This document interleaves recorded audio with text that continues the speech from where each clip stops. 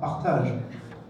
Il y a un certain nombre d'expériences qui se font notamment au niveau local, comme des systèmes d'échanges locaux, comme des coopératives. Et je crois que mes collègues tout à l'heure qui vont faire un atelier sur le partage aborderont ces questions-là. Moi, ce dont je vais vous parler, c'est plutôt le partage à l'échelle macroéconomique, c'est-à-dire la mise en place d'un système économique à l'échelle mondiale fondé sur le partage des ressources. Alors, ça peut paraître utopique, bien entendu. Mais en fait, le partage est possible. Et ce que je vais essayer de vous donner comme information, c'est un peu comment c'est possible, comment nous le mettrons en place. Et j'ajouterais que non seulement c'est possible, mais c'est totalement indispensable. Aujourd'hui, nous sommes arrivés à un stade où la survie de l'écosystème et de la planète et de l'humanité dans les décennies qui viennent nécessite que nous connaissions la paix et que nous établissions un système économique fondé sur le partage. C'est totalement indispensable. C'est devenu une question de survie, parce que nous allons à la catastrophe, et notamment la catastrophe écologique. Tiens, pour illustrer mon propos, je vais vous raconter une petite histoire. Voilà, c'est l'humanité terrestre et l'humanité de la planète, on va l'appeler Zeta, qui ont échoué dans leur évolution, et puis ils arrivent chez le diable, ils arrivent en enfer. Et donc le diable les accueille et leur dit, ben voilà, vous allez connaître l'enfer éternel, mais si vous voulez, avant, je vous octroie une dernière faveur, vous pouvez téléphoner aux survivants de votre planète, et puis ce sera votre dernière chose avant de mourir. Et donc les habitants de la planète Zeta se concertent et disent oui, on a tellement déconné, il faut vraiment qu'on appelle les gens de chez nous, ceux qui ont survécu, pour qu'ils arrêtent de vivre comme on a fait. Donc ils vont téléphoner, et puis après ils reviennent vers le diable, et le diable leur dit, bon écoutez, c'est parfait, maintenant c'est 50 millions de dollars. Alors ils ne comprennent pas, pourquoi 50 millions de dollars? Ah ben vous avez téléphoné longtemps, c'est loin, c'est 50 millions de dollars. Alors ils ne sont pas contents, mais c'est le diable qui est en face d'eux, alors ils s'exécutent, puis ils payent. Donc l'humanité terrestre s'interroge, dit oui c'est cher, alors nous on a vraiment tellement déconné que... Non, il faut vraiment qu'on prévienne les survivants qui changent complètement la façon de vivre. Donc ils vont téléphoner aussi, et puis ils reviennent vers le diable, et le diable leur dit, bon c'est 50 dollars pour vous. Alors les autres disent, comment ça, 50 dollars? Nous c'est des millions, et eux c'est 50 dollars. Et le diable leur explique, ah oui mais attendez, eux ils ont laissé mourir de faim des milliards de personnes, ils ont spolié la Terre, ils ont consumé toutes les ressources de leur planète, et ils ont tellement pollué la planète Terre qu'aujourd'hui la Terre, c'est un enfer. Donc, c'est le coût d'une communication locale. Alors, on n'en est pas là, je vous rassure, le chien est d'accord d'ailleurs. T'es pas d'accord? Non, on n'en est pas encore là. Mais, si nous n'en sommes pas encore là, nous en prenons franchement le chemin. Et en fait, nous y allons beaucoup plus vite que nous voulons le croire et l'admettre, et l'heure est beaucoup plus tardive que nous ne le pensons. Et je suis sûr même que les personnes dans la salle, dans leur majorité, le pensent. Je ne sais pas si on voit bien. Hein. Ça, pour moi, c'est très flou. Je ne sais pas si vous voyez bien du fond, mais pour moi, c'est très flou. D'après les maîtres de sagesse, il nous reste environ 15 ans, c'est rien 15 ans, 15 ans pour inverser complètement la courbe de pollution que nous avons créée sur la planète, transformer radicalement nos modes de vie, dépolluer la Terre, afin de continuer à ce que la Terre puisse vivre d'une manière correcte. 15 ans avant d'atteindre certains seuils de destruction qui deviendront irréversibles.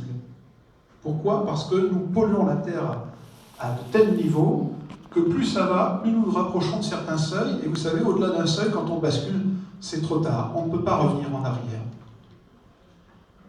Ce qui est intéressant aussi, c'est que le groupement des experts en climatologie mis en place par les Nations Unies, qui regroupe quand même plus de 800 scientifiques d'une centaine de pays, et qui depuis 10-15 ans maintenant émet rapport sur rapport, confirmant que 1, il y a un réchauffement climatique, que 2, c'est l'homme qui est responsable notamment par la pollution de ce réchauffement.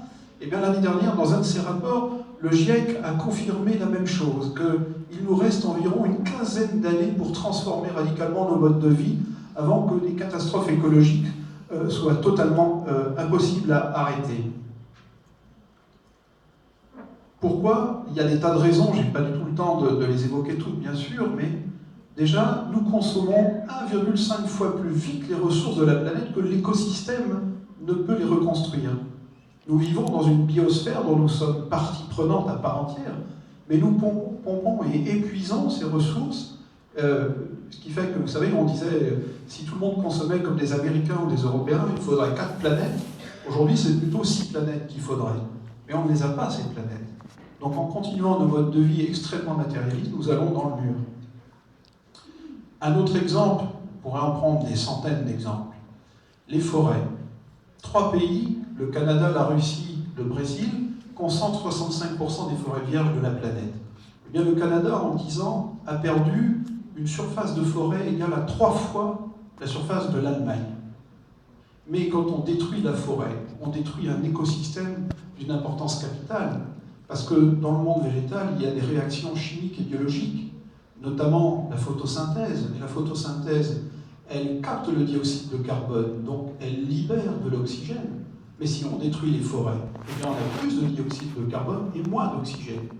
Et aujourd'hui, déjà, il y a moins d'oxygène disponible sur Terre qu'il y a 50 ans ou 100 ans.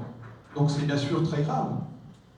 Et puis il y a d'autres phénomènes. Quand on pollue dans un coin du monde, ce n'est pas seulement ce coin du monde qui est affecté, c'est ce qu'on appelle des boucles de rétroaction. Par exemple, lorsque l'on détruit la forêt tropicale, on est responsable de la fonte des glaciers dans l'Himalaya. C'est pas moi qui le dis, ce sont les scientifiques, je ne fais que le répéter. Mais ces glaciers, ils alimentent 7 grands fleuves qui sont indispensables à la vie de 2 milliards d'habitants. Donc si on détruit cet écosystème, cela aura des conséquences catastrophiques. Aujourd'hui, c'est ce que nous sommes en train de faire. Nous courons à la catastrophe. Ce qui est important, c'est de percevoir que nous courons vraiment à la catastrophe. Il ne s'agit pas de se dire « Ah bah oui, il a raison, aux prochaines élections, je vote pour les écolos ». Le problème est beaucoup plus profond que ça. Le problème est qu'il faut remettre en cause complètement tout le système. Il faut changer notre économie, mais de fond en comble. Il faut arrêter la prédation que nous exerçons sur l'environnement. Il faut donc arrêter notre frénésie consommatrice de façon à ce que nous puissions redonner du souffle à cet écosystème. Mais la clé reste, bien entendu, pour changer tout ça, de changer le système économique. Ce système économique, aujourd'hui, il ne fonctionne pas. Il ne fonctionne pas. Je sais bien qu'on nous rabâche à la télévision, dans les magazines, qu'il y a la crise, qu'il y a la croissance négative, mais qu'elle va revenir positive, etc. Non. Le système économique, aujourd'hui, ne fonctionne pas. Je voudrais vous citer le maître de Benjamin Crème, qui a résumé en 2 phrases exactement la situation dans laquelle nous sommes. Je vais me permettre de la lire. La marchandisation croissante de tous les aspects de la vie est en elle-même une bombe à retardement dont l'explosion conduira l'économie mondiale à sa ruine. Le terme est bien choisi. Cela ne saurait tarder à se produire. Les tensions engendrées par le profond matérialisme de notre époque sont d'une telle ampleur que nous ne sommes pas loin du point de rupture.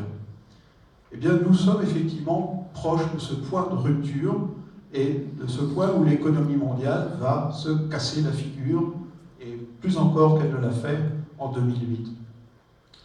Ce à quoi nous assistons, et malgré les messages répétés à l'envi par les médias, ce n'est pas une crise. Ce n'est pas une crise dans un cycle du capitalisme avec ses hauts et ses bas. Ce à quoi nous assistons, c'est l'effondrement du système fondé sur la compétition de tous contre tous, aurait dit Stéphane Hessel. C'est un effondrement d'un système économique qui porte en lui-même les germes de sa propre autodestruction et qui nous emmène vers le trou noir. Et d'ailleurs, la compétition est le pire système inventé par l'homme. Il est le pire, il ne fonctionne pas. Pourquoi? Parce que, chaque jour, il concentre la richesse dans un nombre de mains de plus en plus restreint.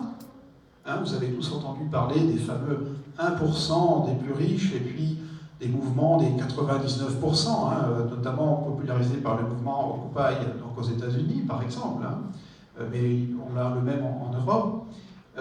Et donc, un système où la richesse est pompée par le haut et qui laisse la base de l'humanité dans une vie indigente, eh bien, par définition, ne fonctionne pas. C'est un système